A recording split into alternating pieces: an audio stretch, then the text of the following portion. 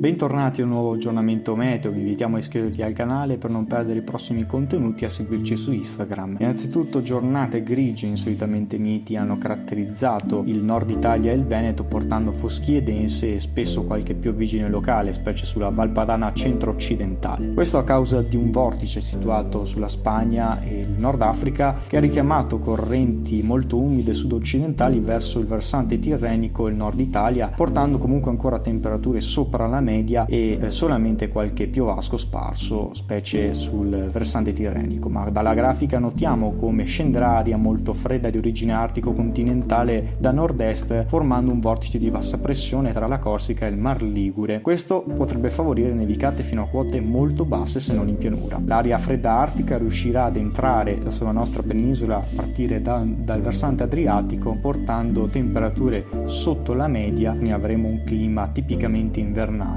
Mancano ancora parecchi giorni e scendere nei dettagli non è ancora possibile, ma comunque tutto dipenderà dal posizionamento del minimo depressionario tra la Corsica e il Mar Ligure. Questo favorirebbe comunque tra la giornata di domenica e lunedì tempo instabile su gran parte del nord Italia, con lunedì la giornata più movimentata, attese nevicate fino a quote di pianura su Piemonte, Liguria interna, Lombardia ed Emilia, qualche fioco mista neve anche sul Veneto, il Friuli Venezia Giulia, mentre sull'Appennino tosco e emiliano avremo nevicate tra i 200 e 400 metri di quota. Possibili accumuli tra Milano e Torino. Queste comunque ancora delle proiezioni che esigono ancora molte conferme. E nel corso dei giorni successivi, da mercoledì in poi, ancora il maltempo dovrebbe incentrarsi sul nord-ovest, portando qualche piovasco anche altrove, ma con temperature che riusciranno a riprendersi a causa dell'allontanamento dell'aria fredda verso la Spagna e il Nord Africa. Per maggiori dettagli consultate i prossimi aggiornamenti meteo.